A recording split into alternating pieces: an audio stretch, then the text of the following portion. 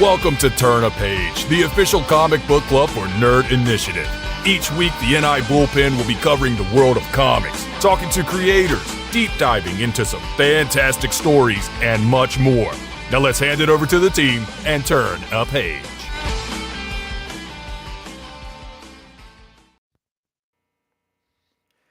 And what is going on, everyone? It is Tuesday night, 8 p.m. Standard Time, and you are tuned into Nerd Initiative YouTube for a very special edition of Turn a Page, the Nerd Initiative comic book club on all social media platforms. What is going on, everyone? My name is Ken M. You know me as the host of the ODPH podcast, but also Nerd Initiative's comics editor-in-chief.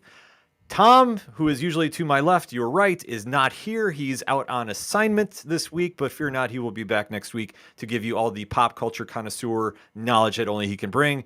But joining me, as he always does, you know him as one half of the dynamic duo, giving you a beverage and some pop culture knowledge on top as well, is the one only Matt Roth from Hops Geeks News. Matt, what is going on? Ow! What's up, everybody? Welcome to a really fun episode, man. This has me a lot of jazz. We're talking Cheersies nominees today, and man, you know, fewer things make me more excited than a lot of the comic book creators that we have just on this list today. The amazing thing, like 2023 is kind of a resurgence of comic books, in my opinion, and we're here to highlight that this year. This is going to be your list of nominees and hopefully get you excited and exercise your rights to vote. Absolutely. This whole edition is going to be the Cheersies preview edition for 2023.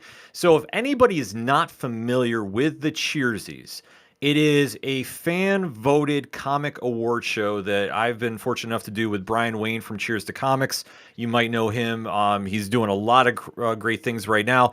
Unfortunately, he's not going to be able to be a part of the Cheersies this year. And when we were talking about doing the Cheersies, I threw the idea out to bring it over to Nerd Initiative. Obviously, with what the Bullpen is doing, it felt like the most natural progression for the show, and it's grown bigger and bigger. And this year, it looks to be the biggest one to date, honoring the best of the best in comics for 2023.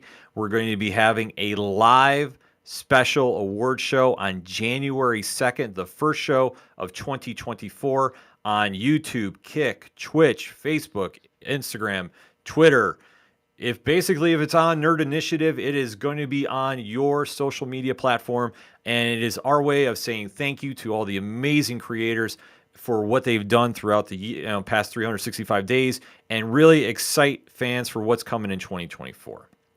And it's been, and like I say, and being a fan-voted award show, I think that this is the biggest thing that really sets it apart, because the nominees are all fan-voted in, and we just take the tally of what the fans want to see. And there's just, like, honestly, it's just a celebration for the fans, just with all the great books right now. And especially one thing that I think we have championed many, many times on our respective podcasts and on Nerd Initiative is what a time to be a comic book fan. Wouldn't you say, Matt? Oh, dude, absolutely. You know, there was a lot of just craziness in 2023. We had writer strikes, we had director strikes, actor strikes. And I think one of the things to come out of that, there's a positive, was the fact that it turned the eyes to comic books again, man. San Diego Comic-Con really went back to, hey, we're talking pure comic books. We had creators from all corners of the market and the media. And it gave a chance for a lot of these lesser known to the outside world, outside the bubble, if you will, such as maybe Boom and Image. Like, to us, they're doing great things and they're doing massive things. But I think it really gave a chance for those outside the bubble to kind of put their eyes on what they are doing. And 2023, honestly, gave us some of the best content I think we've had in a very long time. There are so many writers out there that are just bringing heat in their stories, really fresh stories at that. And then artists, letters, everybody from every facet has really brought their A game. And then you're also seeing a lot of cool stuff like creator-owned comics making a big come up. And so it's just a lot of fun, man. It's such a beautiful time as a comic book fan right now to know that every single week you're going to have no less than 5 books that you're going to want to pull off that shelf. And in turn, it also helps your local comic book shops, and it just gives you good conversation pieces. And it's beautiful, man. Absolutely. I mean, that's the best thing about it is this is such a renaissance for comics. And for, if you want to go away from the typical Marvel and DC, there's so much out on the indies right now that is absolutely killing it. And you're really seeing creators showcase their amazing talents and giving us, the readers, so much value for our dollar every time we go to local comic shops, every time we go on a digital platform. We're really getting value for what we are purchasing. And that's something that as a fan, you have to be excited about. And I love how you brought about, especially San Diego Comic Con this year, where this year it was such a vibe devoted strictly towards the comics. I mean, unfortunately, the strike was going on at that time, but it really put the big spotlight on the creators, on the comic news, and there was so much coming out of that this year that it carried right through to New York Comic Con, Oh yeah.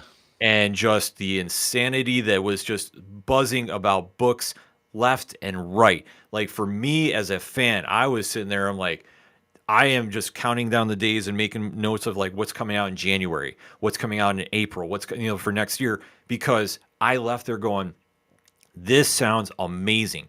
And with all the projects that are coming too, 2024 is going to be a monster year for comics, but 2023 has been the catalyst for it. And we've seen a lot of creators and companies really getting back to the characters, driving that point home first, and really igniting the fans that have been looking for something to get back into comics. Like they're saying, here it is. And if you can't really get excited about it, you got to go check your pulse, to be honest with you. Yeah, it's you bring up 2024, how you're writing down books for January and then you're writing down books for like April.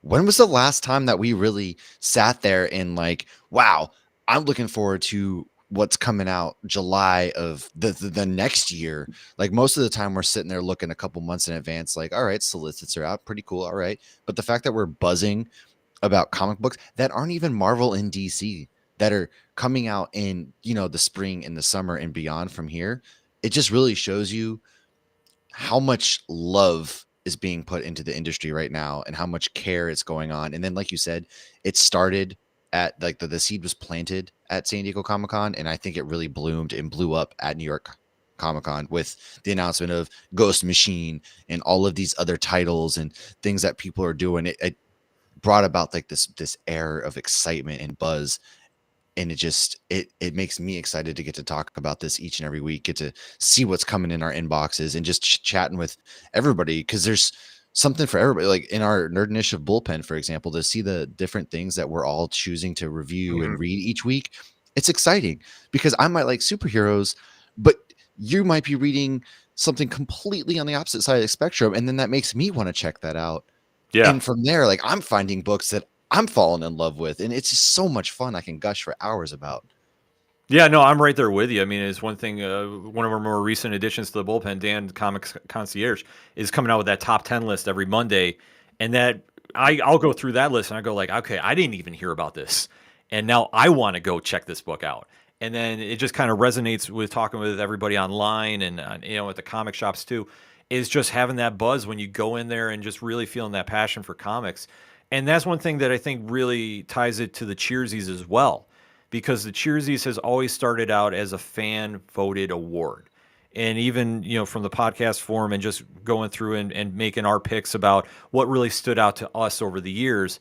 And then even going into last year's and how it just really kind of blossomed where more creators were catching wind of it. And that was the cool thing to see their reactions about getting nominated, and especially about how we do it compared to a lot of other award shows, so to speak. Like I say, we're not the Eisners. We're never going to be. No. Obviously the Eisners are the top kingpins of everything. But for fans voted, I think the Cheersies adds something, because not only does it focus on the publishers, but it really focuses so heavily on the creative teams.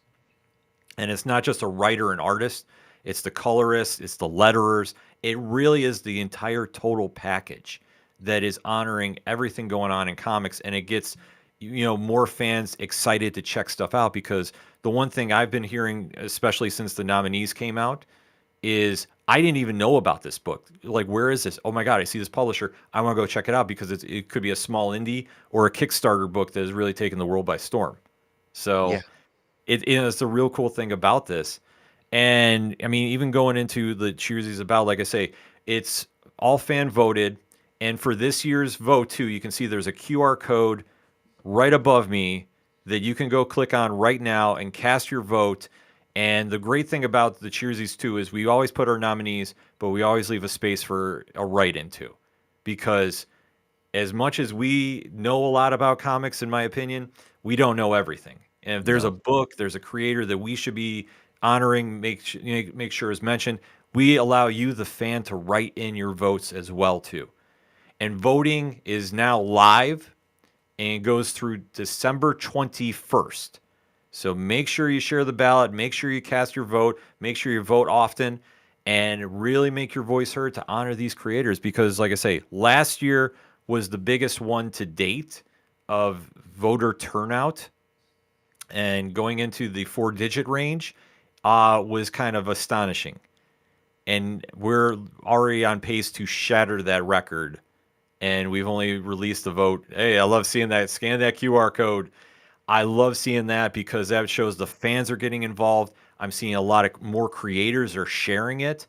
And just kind of really kind of give a quick deep dive into, we can recap last year's awards a little bit and kind of go through about, who made the cut last year and where it's kind of led to now, because this entire episode of Turn a Page is going to be devoted to talking Cheersies. So make sure your voice is heard in the chat. Make sure your voice is heard on the super chat. We always have to plug that.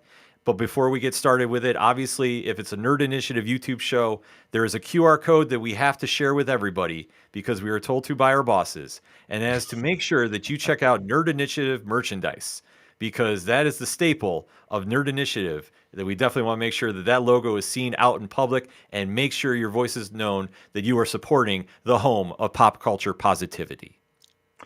So that being said, Matt, do you want to take a trip down memory lane? Let's do it. Let's do it. And real quick, I want to add to your bit about how we're not the Eisners, and yeah, we're not the Eisners, but you know what? I think this means just as much to everybody putting in work, because the Eisners are voted from like up here. This is ground level. You're getting to see fans, you the readers. It's giving this is getting back to publishers. This is getting back to, like, we've had publishers, big publishers, write in stuff. So it's getting back to them, and it's giving them the chance to see what you, the reader, want more of. So if you want more of something, you want something to be created, this is a really good way to get your voice seen, because there are so many eyes on this. Yes. And I'm off my soapbox. No, you're absolutely right, though. This is because it's all fan voted. So if you've ever felt like you wanted to acknowledge a creator, you want to acknowledge a book, this is the time to do it. So make your voice heard. And like I say, we get into this and you acknowledge it like it's Roman Reigns, as our producer Rich is telling us. Acknowledge me. Acknowledge the Cheersies. So I'm going to let Rich kind of dictate where we're going with this. And chat, definitely throw your picks in, because like for last year, this is how it all started. Fan voted the publishers of the year last year: SourcePoint Press, Boom Studios, Marvel, Dark Horse, DC Comics, Image Comics, and Comixology Originals was in there too, which, Matt, I know you're a big fan of too. I mean, the work that they're putting out definitely is transcending the digital market, because especially Yes. the one thing I love about it too is a lot of these books are coming out in print form via Dark Horse Comics a few months later. So it's not only do you get these amazing stories digitally, you also get them in your hands at the comic shops. Like, how cool is that idea? It's so rad, man. Again, we can gush for hours, but the people came here for a reason, and they want to know what and who they're voting for. So Shall we roll out the red carpet? Yeah, we can. Because obviously for this year's Publisher of the Year, we kind of expanded the deck a little bit. But, like I say, we can get into it in just a little bit. But like I say, we're going to start off with the best letterer of the year, though, because I feel we got to set this up much like we do with any award show. Because the best letterer is obviously, I would say the unsung heroes of the comics, because they put in all the work that we, a lot of times readers takes for granted, if you will. Because we always see those big word bubbles, and that's the first thing that if you show a comic to anybody that's not a comic reader but a pop culture reader, that's the first thing they recognize as a comic.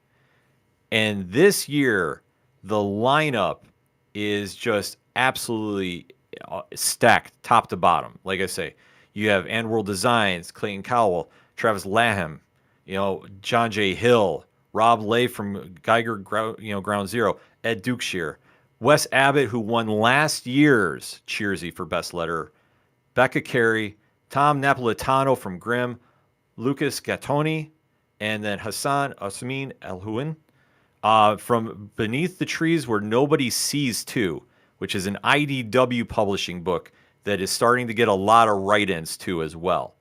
So I mean, all these books, Matt, like I say, how stacked is this lineup? It's absolutely stacked and it's full of variety.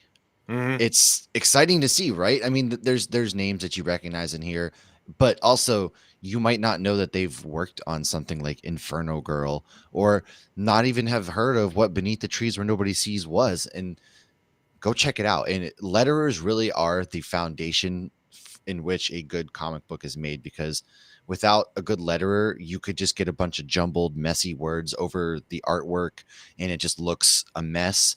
They're really one of the unsung heroes out there in the comic book process. And so it's really exciting that we're highlighting. And again, there's you can write in if there's somebody that we missed, then Mm-hmm. by all means, there's that space down there. Write in your favorite, but it's stacked. This is a stacked year. Yeah. And that's the one thing too. Like, I mean, everybody who's nominated, like I know it sounds cliche to say they've won, but I mean, let's face it, to get on the ballot, it's all fan voted. So that means everybody who came in and got nominated, that's all strictly by the fans who Yeah, go out to the shops and recognize that work. And it's one thing I always say with this award show too, and I will say this till I'm blue in the face, to acknowledge the letterers, because we've had creators say like we're always kind of forgotten about, and to get that acknowledgement, that, I mean, that's just a big way of us saying thank you, because they do the little things that just really make your favorite panel pop in a comic. yeah, And I love seeing that. And I love seeing all the nominations that came in. We still have write-ins that were coming in for this as well.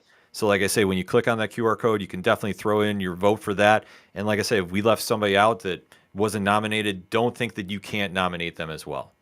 But absolutely. next up though, best colorist, which, I mean, this is another big part of comics. We're That simple people. Bright, flashy colors catch our attention. Guess Yeah, who does that? Right here. Right here. yeah. Like I say, when you start seeing this lineup too, it's another amazing group of talented creators that are really just making the visuals of your favorite book just literally light up on a page. And just like I say, it's not as easy as just kind of, putting a couple of colors on a page. It's very detailed work, it's very intricate, and it's something that when you are sitting there at the comic shops or you're reading this and you look at it and you go like, wow, that's part of this whole ordeal. And like I say, it's an amazing thing to be a part of. This year's nominees from Grimm, Rico Renzi, Igor Monti from Inferno Girl Red, Natalia Marquez from Rogue Sun, Matt Wilson from Click Click Boom, Walter Biamonte from Mighty Morphin Power Rangers, Sarah Antonelli from Arcade Kings from Skybound Entertainment, Brad Anderson from Geiger Ground Zero, Jordi Belair from Birds of Prey from DC Comics, Tamara Bonvillain from Batman Superman World's Finest, and Lee Lowridge from Gone from Distillery. And I love how the nominees, not all Marvel, not all DC, a lot of indies are represented here. And it's just amazing to see. Like I say, all these talented creators getting that recognition. I mean, Matt, how you feeling about this? Again, heavy hitters. And there's one that's standing out to me on this because the name is popping up repetitively. And it's one that maybe you guys out there haven't noticed. It's Mighty Morphin Power Rangers, who again has had this like late resurgence from a lot of, the millennials, if you will, kind of bringing it back, that love. But Mighty Morphin Power Rangers is one of the best runs out there right now, the things that they're doing. And there's a reason why you're going to keep seeing that book in particular continuously pop up. But not for nothing. I mean, it's you're getting Geiger, you're getting these titles that people might not have heard of, and it's exciting. It's exciting because there's a lot of beautiful artwork in a lot of the comic books that we've read, and I've not even read all of them myself. And so for me personally, this is seeing all these ballots. I'm going to go and make sure I now am starting to read these books to kind of familiarize myself. Yeah. No, like I say, a lot of these works, and especially with the write-ins too, like I'm going through and I'm checking those out too as well. And I'm just absolutely blown away. Like I say, the talent that is involved in this is truly amazing. And like I say, trying to narrow it down to, a few nominees, it's tough. And that's why we kind of expanded the field this year, where in the past, we've only had about 5 nominees for each category. This year, we expanded it out to 10, even 15 in certain cases, just because the demand was that high. And obviously, with the quality of work that's out in shops right now, you absolutely have to acknowledge everybody for this, and rightfully so. Yeah. But next up, though, one of the most highly contested categories of all the Cheersies, and like I say, remember, click on that QR code, folks. Best Illustrator / Artist, and this is one that, honestly, I think as of we're recording right now, has the most write-ins of all the Cheersies. And Yeah. I mean, Look when at you that. yeah, like I say, and this is just the field that was decided between the Nerd Initiative bullpen and myself, and just hammering out like who is the names that were standing out, who did the best work, and taking those fan reactions too from every review that we do on every Wednesday for Nerd Initiative New Comic Book Day. When those write-ins come in, like we take tallies and we obviously keep track. I mean, starting right off the list from Batman Superman, Dan Mora, Christian Ward from Batman City of Madness, Tyrell Cannon from The Schlub from Image Comics, Geraldo Borges from No One, Black Market Narrative, Chris Samney from Firepower, Daniel Warren Johnson from Transformers, Lorenzo Di Felici from Void Rivals, Flaviano from Grimm, Jamal Campbell from Superman, Marco Renna from Rogue Sun, French Carlo Magno from Dead Lucky, Erica Durso from Inferno Girl Red, Jacques from Gone, and Gary Frank from Geiger Ground Zero. Man, that is a lineup right there. Yeah. I mean, you've got Daniel Warren Johnson, who's one of the best creators out there right now, and then Christian Ward and the things that they're doing. But then you've got people like Tyrell Cannon, which if you guys aren't reading The Schlub, I can tell you right now, it is one of the freshest ideas we've had a chance to read all year. It's extremely good. And again, the illustrator, the artist, they're the ones that are putting in a lot of the work to make these comic books come to life. Mm-hmm. And so just look at this list of nominees. And again, you can write in. We've had a lot of write-ins already. It's exciting. And they're from all sorts of different publishers too. Like if you guys have noticed, there isn't just Marvel DC. There's a lot of love going to Skybound, to Image, to Boom, like all of that stuff. And it's something that I don't think a lot of other of these award shows really highlight enough either. No, I agree with you too. And just for clarification too, with each of the letterers, they do multiple books. So that's why I wasn't reading off exactly which ones they got nominated for, because like I say, there's a lot of them that are just covering so many that when they were nominated, it was for various books. But I definitely want to make sure we give their recognition as well. Another highly contested lineup this year, and honestly, the write-ins for this have been very big too. Man, look at that list. Best Writer of the Year. And this is a stacked competition right here. Starting off, Scott Snyder, Book of Evil by a Thread, Stephanie Phillips for Grimm, David Pepos, friend of the show, for The Devil That Wears My Face and The Punisher, James Tynan IV for Something Is Killing the Children, Tom Taylor for Nightwing, Kelly Thompson for Black Cloak and Birds of Prey, Melissa Flores for The Dead Lucky and Mighty Morphin Power Rangers, Joshua Williamson for Superman, Kyle Higgins for Radiant Black, Ryan Parrott for Rogue Sun, Brian Buccellato for Midlife, Matt Groom for Inferno Girl Red, Alan Dunford and Will Radford for Grandma Chainsaw.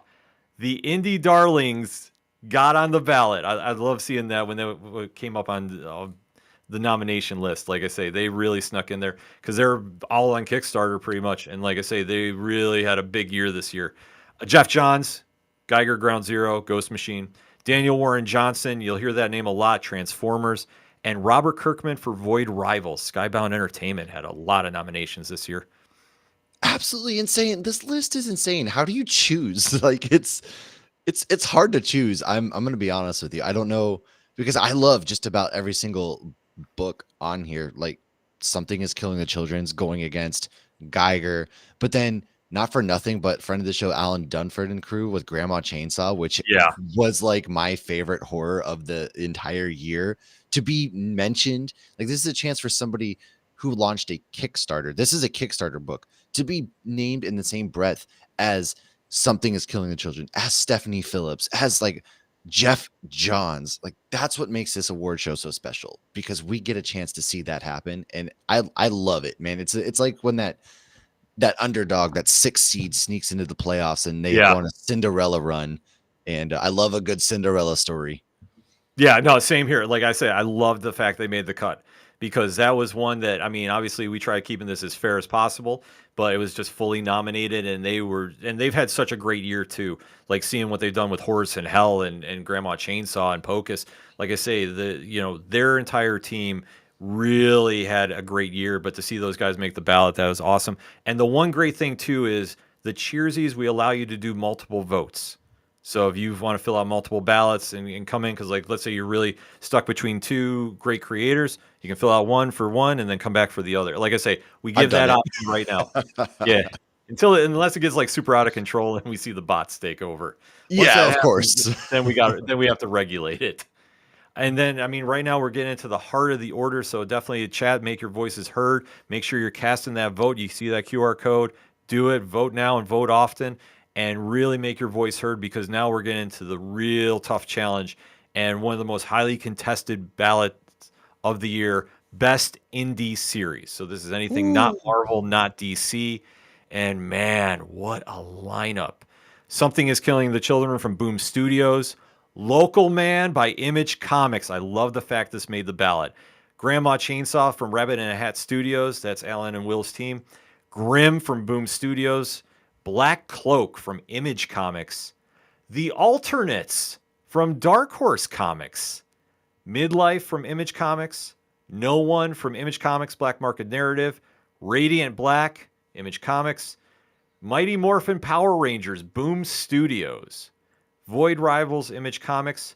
The Hunger and the Dusk, IDW Publishing. Great series there. Damn Them All, Boom Studios, and Rogue Sun, Image Comics. Matt, how you feeling about this? Look, it's beautiful, man. It's beautiful. Look at this blend.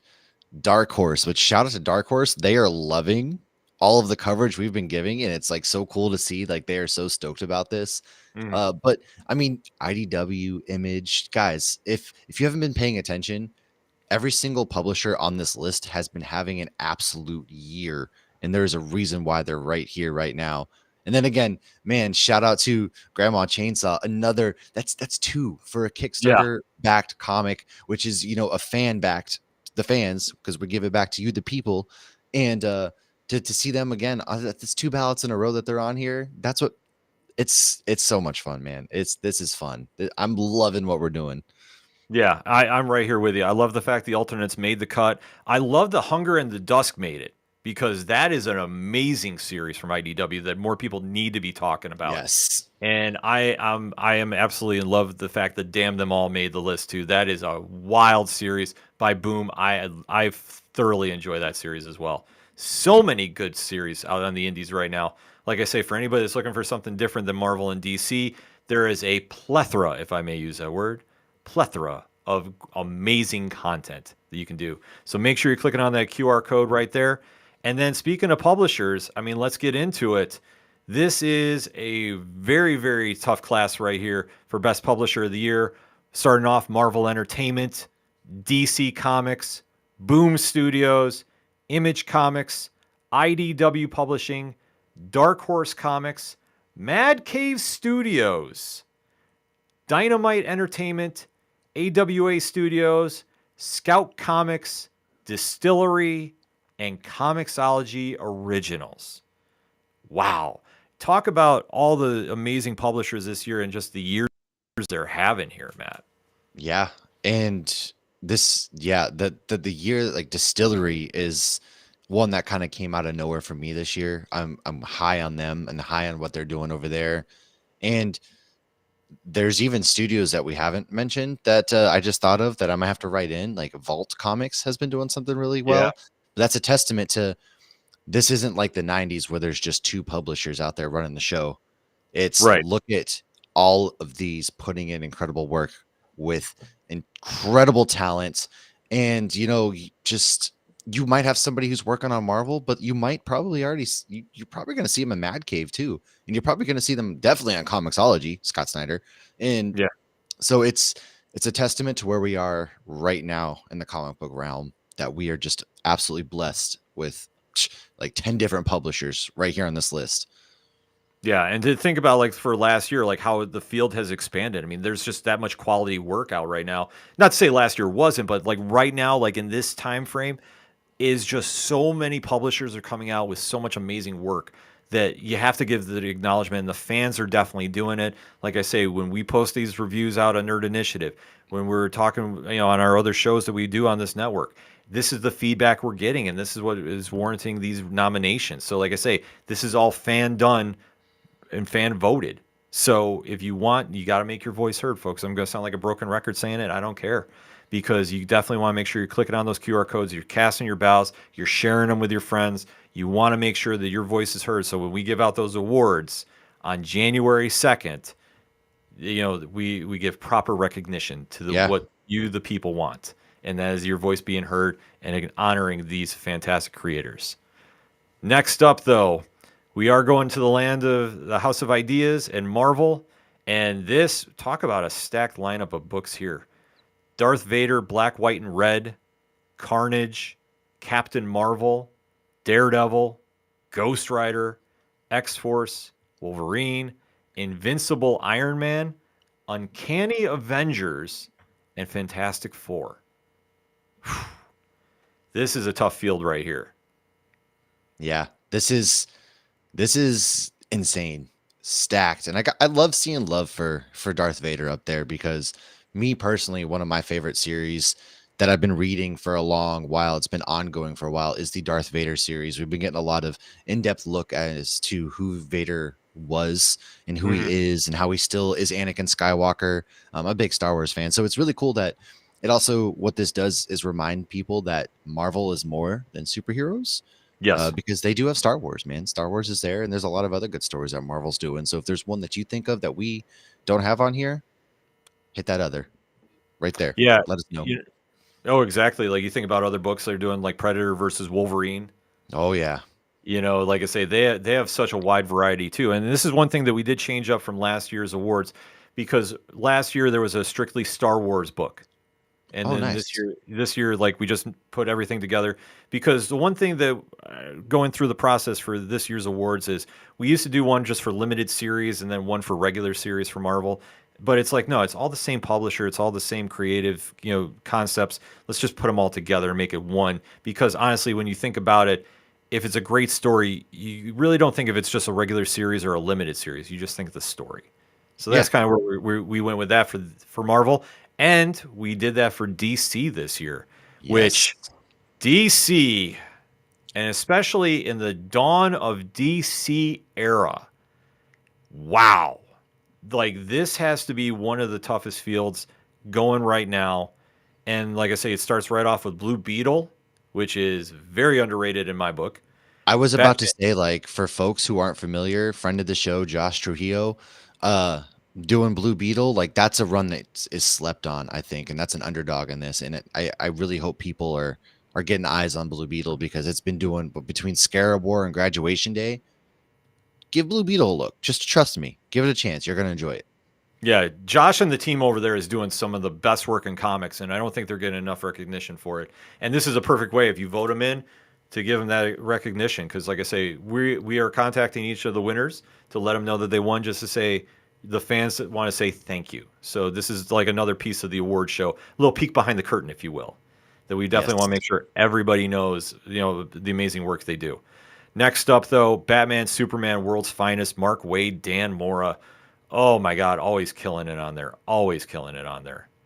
Like I say, you take a look at the other lineup that's up there too. Like Batman, Superman, taking those classic characters and bringing them into the modern era, and really just putting out some of the best superhero books stories out there going right now. Is just absolutely incredible. Oh yeah. And then you take a look at the Flash, Birds of Prey, which just came back. Kelly Thompson writing Yes, that, she's and been doing a great job with that. oh my God, yeah, it's so good.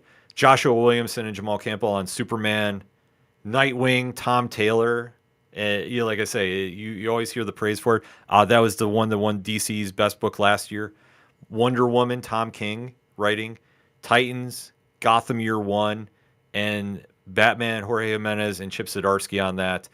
I mean, let's just take a quick second to acknowledge about the dawn of DC for a bit, and just how, what is your take on just how refreshing that is for the superhero books?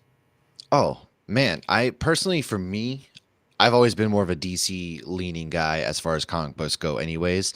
And there's always a lot of hate around DC, man. I get it because a lot of people are just kind of like think about the movies, but DC Comics is low key absolutely crushing it as far as refreshing stories go. Like, yes, okay, we got another Batman story, but if you actually pick up like that Batman story and read what's inside of it, man, like for instance, City of Madness going on right now, which is one of the other nominees, like that's a really refreshing take.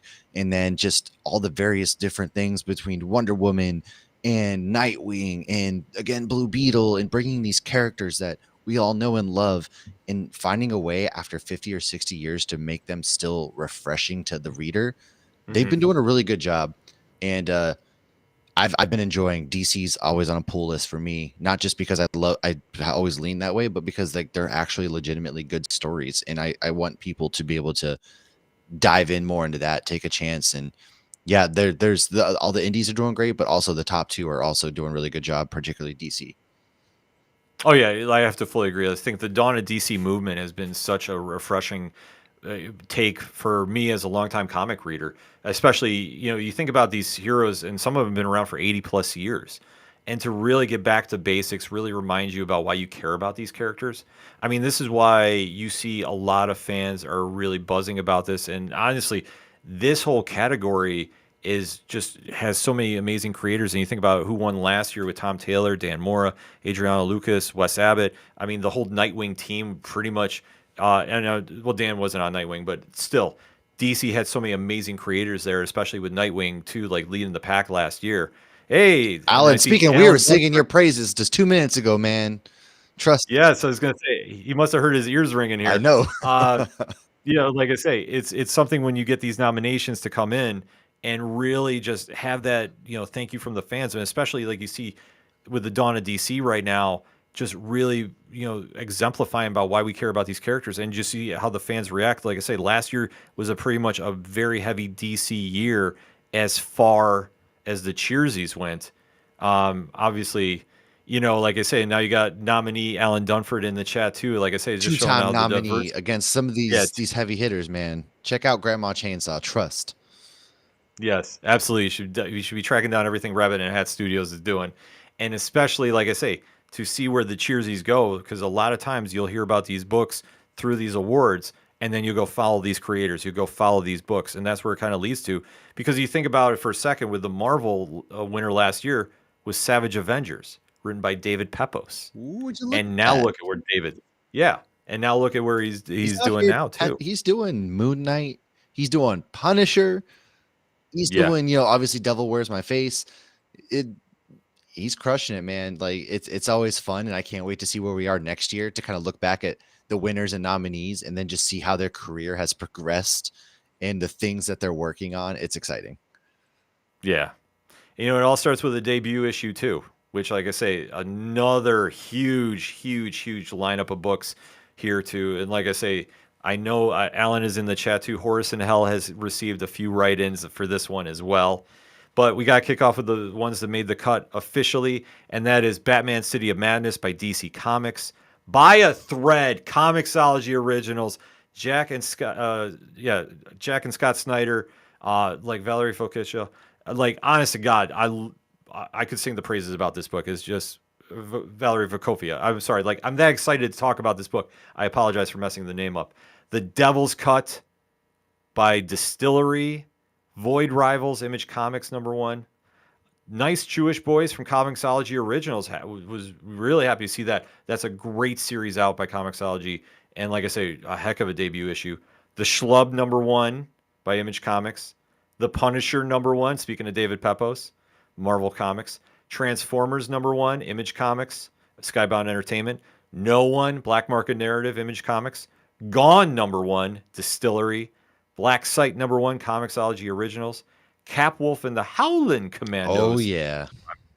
by Marvel. Superman #1 and Geiger Ground Zero, Image Comics, Ghost Machine. Matt, how you feeling about this field? God, I don't know how you choose. This is one of those like I would be voting multiple times because I've absolutely loved every book that's on this list. There's not a single one on here that I haven't loved.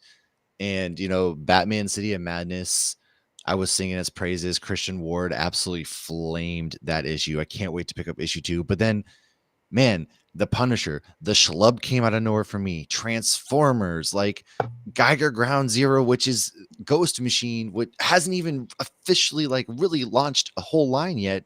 We just have Geiger Ground Zero.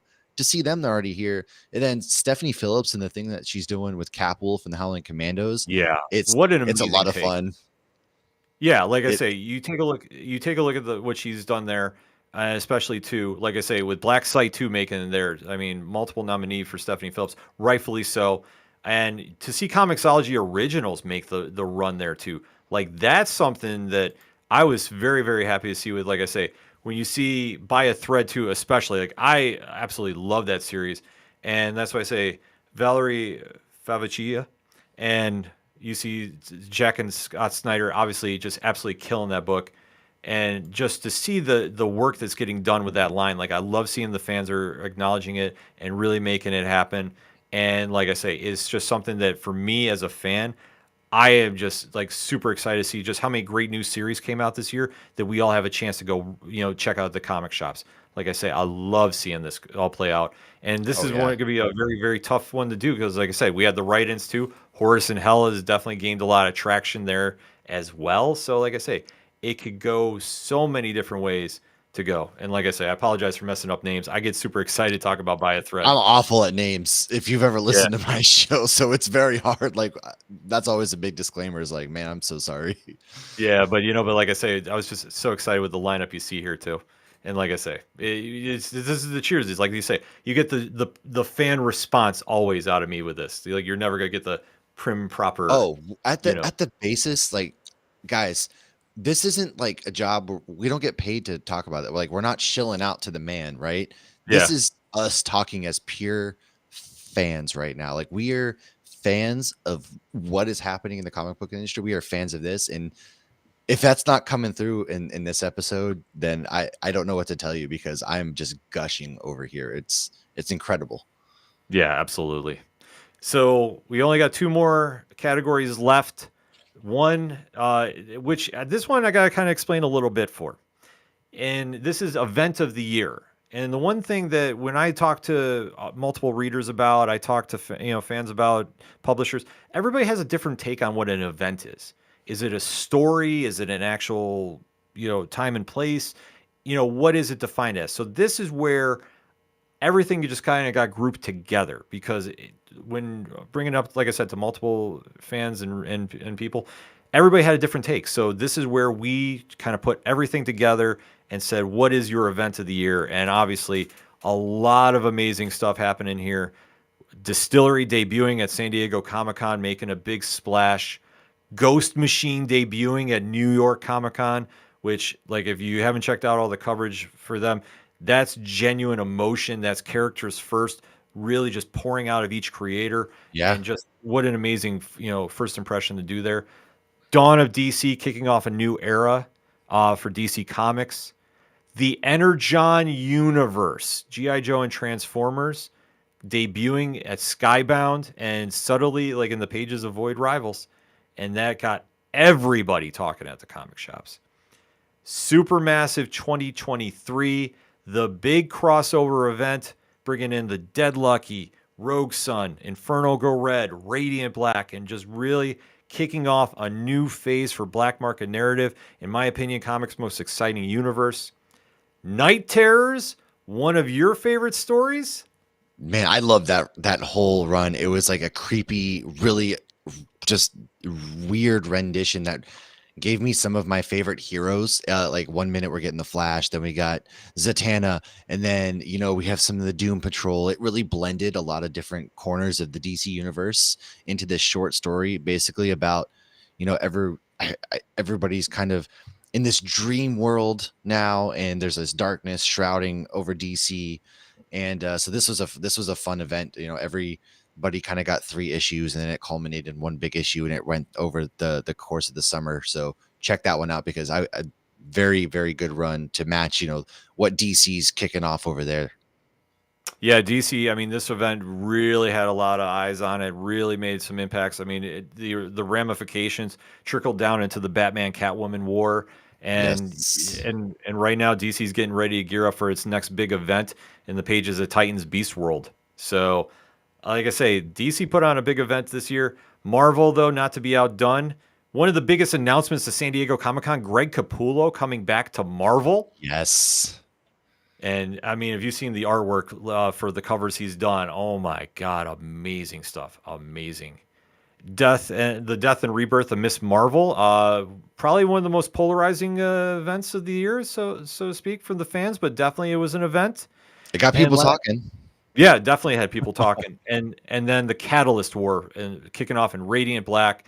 Yet again, another creative idea from Kyle Higgins and the team over there, really taking a chance with a concept of what they're doing with the title character. I mean, but then again, it's black market narrative. And if you're not following everything they're doing, oh my God, absolutely just fantastic work top to bottom. I mean, Yeah. Matt, how do you describe this? I mean, event of the year, is there anything that you stood out that you're like, man, that you forgot this, like this is the event, or or how would you describe the The nominees here? events. I mean, guys, there were so many good comic book events, a lot to be excited. I mean, another big event was Aman Vellani being named Yeah, as somebody that's going to be writing and has been writing an ongoing series for Miss Marvel. And just to go from something like, Ghost Machine to the Supermassive to Night Terrors to just Greg Capullo coming back. And there's a lot of people like switching it up. There's a big shuffle happening in comic books. It's, again, how do you choose one? I don't know. Go vote multiple times, because you're allowed to. This is your chance to do that. And I know for me personally, like I've done this already. I've had to multiple vote, because it's like I don't know how to choose just one, and that's where you guys come in, because you can help somebody who's like me who can't choose just one and make your voices heard. absolutely. Like that's the beauty of the Cheersies, is you can multiple vote, because it's tough to choose one. Like I say, there's a couple that I sat there, I'm like, I got like 3 or 4, like I don't know how to do it. You can go vote and do as many times as you need to. And like I say, there's a lot of people doing that, or we just have a very high turnout. Like I say, I don't want to say numbers on air, but already like we're on pace to shatter the voting record. That's And exciting. That's yeah, awesome. oh yeah, it's just coming on 3 days. Like it's crazy how to do this. That's So that's what we insane. say. You see that QR code, you see the QR code, make sure you scan it. But last but certainly not least, the biggest award of the year, Comic of the Year. So this is one that carries a tremendous amount of weight to it, in my opinion, because if you want to talk about a year to remember, 2023 has been, and just the lineup of books here, let alone what has been written in, I mean, is just truly something. But let's talk about the nominees that made the cut. First and foremost, the Devil's Cut Distillery. What a way to make a first impression. The short Yes. stories, the creators, just really pushing the envelope of just creativity and imagination. And now seeing what it's now kicking off with Gone and Somna. Like I say, they have just got so much coming on with this. But this book really, for me, reading it, it reminded me of like old school Vertigo from DC Comics, but modern. It had different feels to it. Like it was just an experience. It was not just a normal book. Yeah. And then There's next, oh, go. I'm sorry. no. Go ahead. Yeah, I was just gonna say, like, it was crazy. It was a ride. That's for sure. Yeah, because honestly, when you're coming out with the first company too, and especially with Distillery, with all the amazing founder creators they have on their roster, the expectations are high. And it's like, if it doesn't hit for whatever reason, you always kind of sit there and go, why? But obviously, with like this group that they have assembled for this book, there was no way it was going to miss. But just reading each story and just going like, oh, wait, it's over. Wait, I want to go back. I want to go check it Yeah. out. Like, that was my reaction. I'm like, wait, no, we have to go back. We have to go back. And now to see that some of these stories are now coming out in regular series or limited series, like, it's exciting. Like seeing, coming out of the pages of Distilleries, Stowaway is gone, and what Jock is doing there. Like, it's just amazing stuff. And then next up, Predator versus Wolverine #2 by Marvel. I mean, I know you're a big fan of this. I mean, how would you describe this one? I am. When they first announced it, I was like, man, come on. Wolverine's going to just run through the Predator. But they surprised me because they've done a really good job of taking past Wolverine and his entire history, and not even just having him, but like characters like Sabretooth are in it, and blending it in with the lore of the Predator and really building up this epic matchup between the two. And what they've done with that line so far has really shocked me. It's bloody, it's gruesome. It really, really hits. Every page is just like a heavyweight battle. It's like watching, Tyson Fury in the boxing ring. And I have really enjoyed this one. It's two of my favorite properties going toe to toe, and it's something I didn't know I needed until they announced it. Mm-hmm. Oh yeah, absolutely. Like I say, when you hear these pairings together, it's like sometimes there's a little trepidation of how it's going to be, but I mean, this has been absolutely killing it. No pun intended. Yes. Next up, Supermassive 2023. This has been, like I say, the crossover event of the Massiveverse hit its mark. I mean, right from the opening pages where, Rogue Sun was defeated outright at the beginning by Inferno Go Red. It's kind of the running joke. If Tom was here, he would definitely be hamming this up. We have a nice inside joke with the fine folks over there at Black Market Narrative about this. But right from the opening pages, like, it really set a high tempo and really set an amazing story going on with it. And just really kicked off the next phase of just what Black Market Narrative has done. And you take a look at each of the books they've done. No One, which is an experience itself with its companion podcast of storytelling. You see what they've done with the Catalyst War and how they split off Radiant Black into two stories, which is like unheard of what they're doing there. Rogue Sun and the Dead Lucky came back strong. Inferno Go Red, first successful volume out on Kickstarter. Now volume 2 is greenlit, and that'll be coming next year as well. Like I say, the team over there is doing just such an amazing work, but to see them all come together, and especially with that big surprise ending they did, absolutely, truly amazing storytelling there. Yeah, it's not easy to do, and they're pulling it off. Yeah.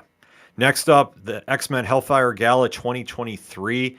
This one, a lot of things happened.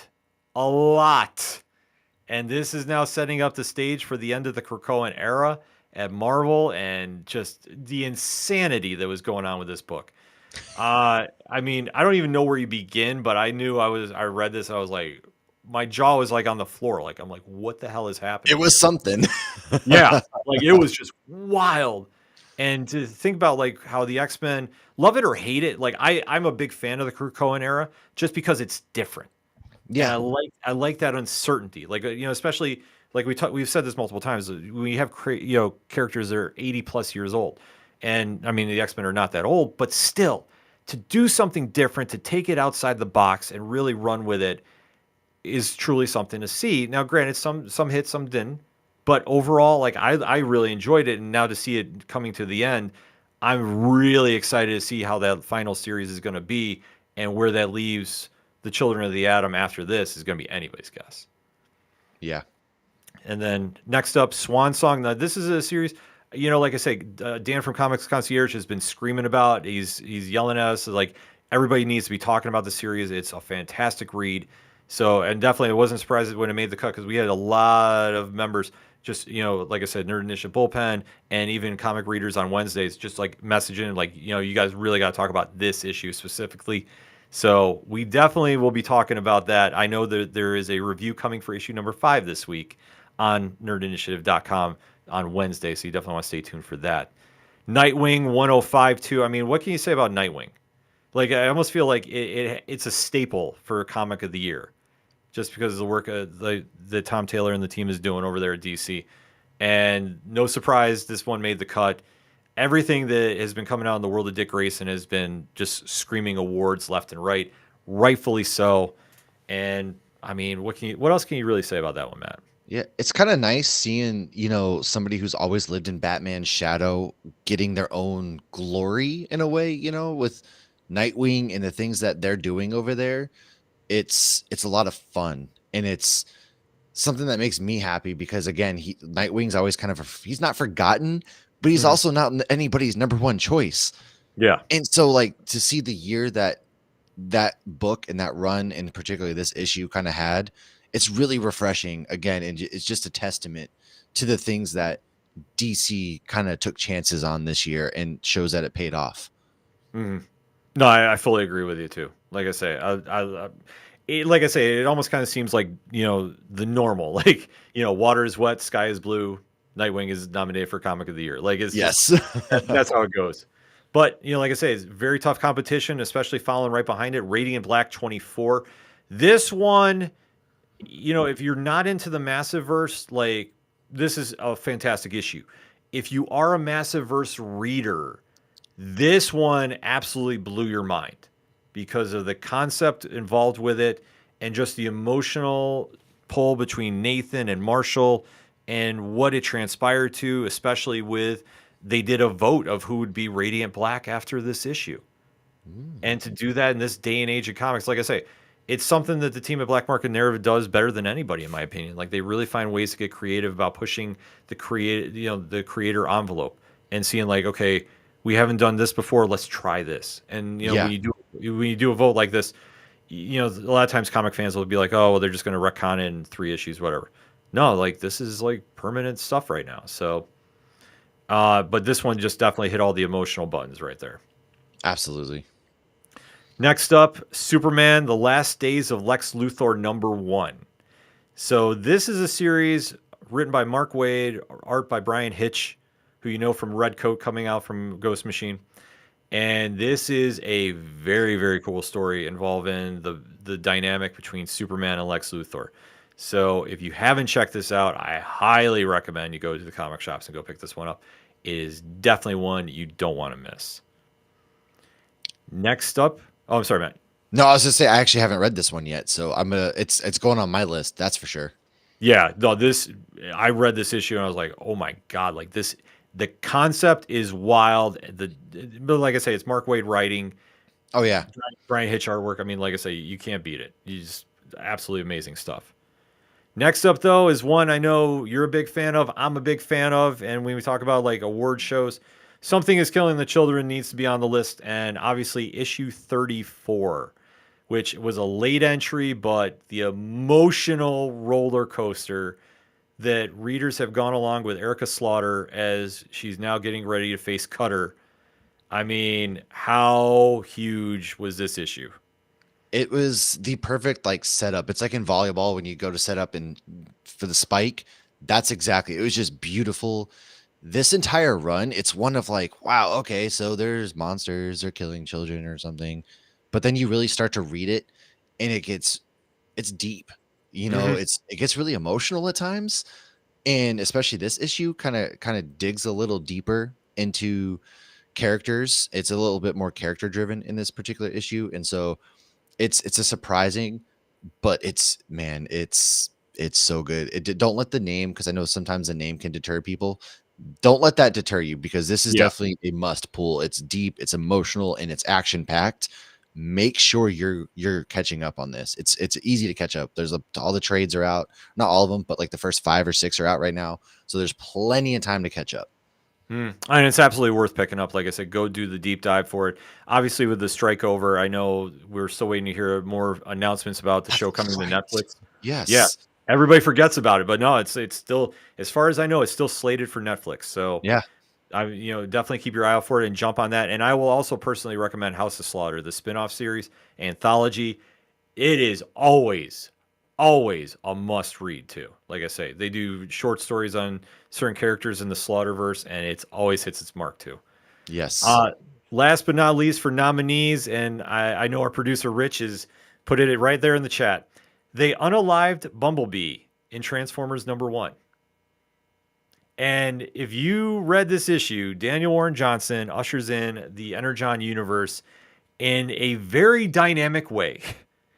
And the sales records this book has been doing, it justifies it being, like I say, there's so many wins involved in this book. But I mean, Matt, what's your take about the Transformers now back and just in such a way with Skybound and Image?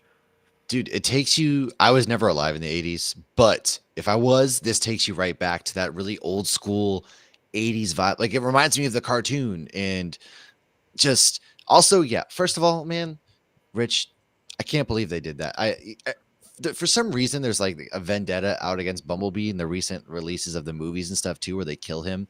And it's just like, man, like, why are you going to do that to my boy like that? But in a way, like, Daniel Warren Johnson also kind of like knew it was going to be kind of a big deal and made jokes about it. It's fun to see him kind of lean into that heel aspect of things. And this is a comic book run it's beautiful. It's beautifully drawn, beautifully written. And it just makes you feel like you're reading a Saturday morning cartoon, which is something I'm always going to hold on to, that little bit of childhood left in me. Yeah. No, I agree. Tom is jumping in the chat right now, so he's definitely throwing in his voice there. The whole thing with this Energon universe too, and this is one thing that really stood out to me, is you have these properties of G.I. Joe and Transformers, and anytime that you take something that is outside the comic world and it's pop culture and you bring it into the comic world, the expectations can be astronomical at times. And to see what they've done with Void Rivals and how they subtly introduced the Transformers in there, and then now seeing Daniel Warren Johnson just really, kick in the door and be like, here is the world of Transformers, get ready, and making such a loud statement with Bumblebee, even though like I loved his answer at New York Comic Con. He's like, I just don't like drawing them. Yeah. Like I love the wrestling heel aspect of this. And it works though. It works perfectly. And just what he's done there, and then issue number 2, which I mean is now going to lead into one of my more anticipated series coming out at the end of the year here, and that's Duke. And he said, "You want GI Joe? Well, here's Duke parachuting down, brother." Yeah, like it's just Transformers number 2 is just absolutely killing it too.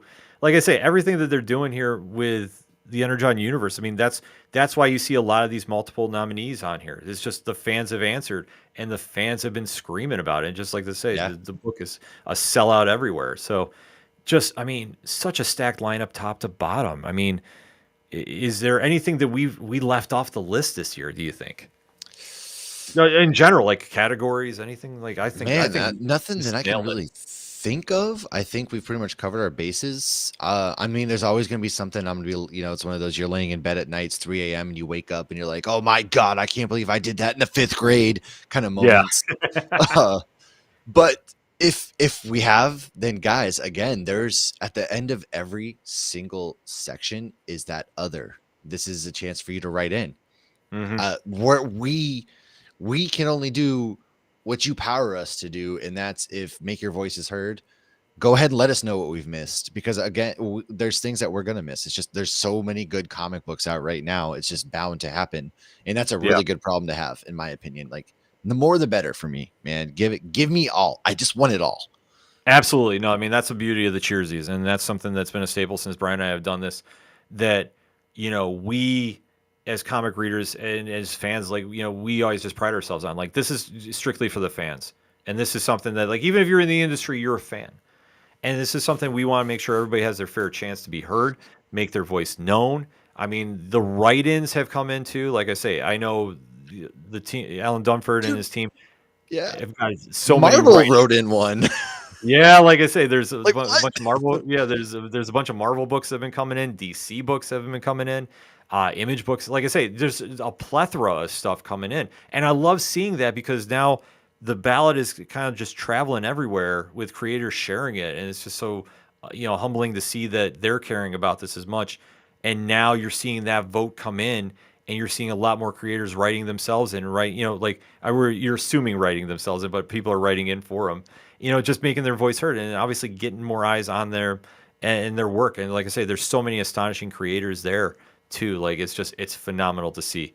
Yeah, Alan Dunford saying Pink Bunnies for the win. Yes. I mean, like I say, Horace is making some rounds too. the Pocus Army is Dude, coming Alan out. and his team are so much fun to read and just get your hands on. Seriously, guys, it's don't let that be like all these big names overshadow like what Alan and crew over there are doing. I haven't had that much fun in a comic book in a while until I read things like Grandma Chainsaw and horrors and things, and I'm pumped. Yeah, no, I mean you got to be. You absolutely have to be, because like I say, this is a Kickstarter book that broke in through, and you see the lineup too, and you're like, wait, I have never heard of this book. That's why you need to go to your comic shops, go check it. You need to go sign up on Kickstarter, go check it.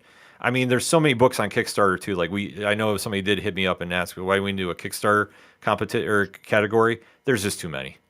Oh yeah, And there's so many.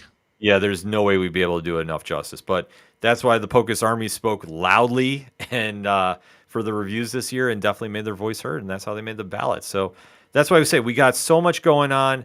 You definitely want to make sure you cast your votes by December 21st. Once the 21st hits, the ballot is shut off. We tally them up. Creators are known. And then we come back here on a very special edition of Turn a Page, January 2nd, 8 p.m. Eastern Standard Time, and we start handing out the trophies. And yes, I did say trophies. Yes. So maybe we'll leak that out on social media this week. I don't know. We have to get clearance from the powers that be.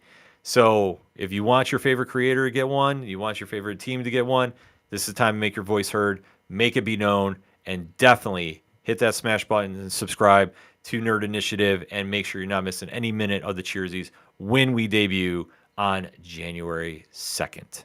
I might dress up for that one. I got these green walls. Maybe I'll do a green screen. Maybe I'll get really into it. I don't know. Let's have fun with this. I say I probably won't dress up just because of reasons, but I will explain off air. But I will just say this: I'm not doubting Tom is coming in with like a tuxedo shirt. I might have like a top hat or something. I don't know. Yeah, we'll think of something for it. We're We'll gonna make expect Tom to do a musical number. There's always a musical number at an award show. Oh God, he'll pre-tape it. We'll just do that. It'll be the crawl. Yes. It'd be like the James Bond movies. You just see him at the comic shop, like just doing like the waves behind him. Just all behind him, like he pulls around the comic book. Wham! He knows people he could do this with. All right, we're gonna plan that book. I know I'm Tom's fully expecting it now. Yeah, we're gonna make this happen. I know Brad from Yes. All Day Go to Jail. He's like, yeah, you could do a penguin suit. I believe that too. I so believe that. Yeah. Like I say, it's gonna be a fun night. So you definitely want to make sure you're smashing the subscribe button for Nerd Initiative and hitting the likes, hitting the shares. Definitely make sure people are knowing about this, because we want to make sure that all the creators know about this. They can tune in, and just it's our way of saying thank you to them, and that's the biggest way to say. Obviously, before we get out of here, tomorrow is New Comic Book Day. There is a lot of great books at the shop. Matt, what are you looking to pick up? Oh man, go ahead. You know what? There's a 50th anniversary issue out tomorrow of Howard the Duck, and a lot of good writers, such as a friend of our show, Daniel Kibblesmith, Chip Zdarsky, got his hands on it. Joe Quinones. They kind of wrote 3 different kind of stories that overarch in one big ultimate story, because it's 50 years of Howard the Duck. I wasn't expecting to have as much fun as I did. Go and check that out. Just check it out. Pick that up. That one's going to be on a pull list of mine, just because Howard the Duck's a silly character, and I love that movie. Still lives rent free in my head. So anything that's Howard the Duck, I'm picking up. And yeah, I don't remember. That's the big one for me. I'm going to be picking up this week, but there's so many good ones, like Schlub issue number 4. That's going to be coming out. That's been a fun ride. And those are the 2 big ones that I'll be picking up. I got 3 this week at least. So kicking off for me, from DC Comics, actually, we'll start with Local Man number 1, or no, Local Man number 7. This has been a fun series, and if you haven't read Local Man by Image Comics, you need to start picking this up. Tony Fleek's Tim Seeley, absolutely amazing story. Kind of, if you grew up in the 90s era of Image Comics, like Youngblood, Shadowhawk, Cyberforce, there's a little kind of like Where Are They Now kind of vibe to this. And I love the Fall from Grace story that's going on with Crossjack, aka Jack Xavier, and what happens when he goes home. And there's reasons behind this. There's a lot of going on with the second arc that you definitely don't want to miss. The first arc is absolutely incredible, and you definitely don't want to miss what's happening in these pages for them. Next up, though, going from Image to DC Comics, and this is one that I think is just a series everybody needs to check out and really start making some noise about, and that is Alan Scott, the Green Lantern #2. This is a phenomenal series. Tim Sheridan is writing this, and just absolutely amazing arc by Cian Tomey. This is a book that, like I say, it's going to take you on an emotional roller coaster.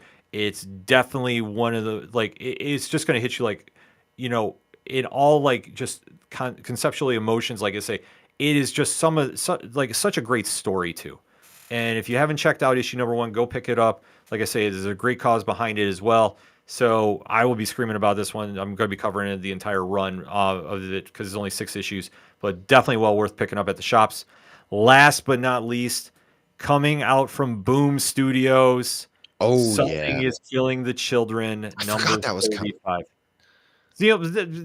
It's a good problem to have because you know what? This is why we always say you check Nerd Initiative on Wednesdays and you can see the lineup coming out. And then Look at that. You learn something new every day, folks. Yes. But this book, obviously, as we touched upon, 34 was the perfect setup. 35, I don't even want to fathom what's going to go down between Erica and Cutter.